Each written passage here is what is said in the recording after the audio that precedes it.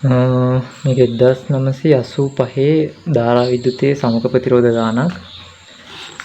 ගානක් කියන්නේ පෙන්වා ඇති ජාලෙහි AB අතර සමක ප්‍රතිරෝධය වන්නේ. එතකොට A හා B අතර සමක ප්‍රතිරෝධය වන්නේ කියලා අහන්නේ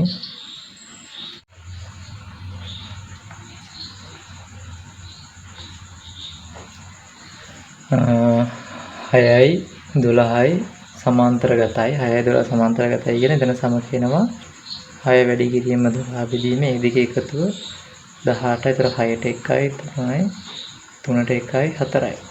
එතකොට 6යි 12යි සමාන්තරගත සමකය 4යි. ඒ 4යි මේ දෙකයි ශ්‍රේණිගතයි. ශ්‍රේණිගත හින්දා මේ දෙක එකතු කරන්න පුළුවන්. එකතු කරොත් ආයිත් 6යි.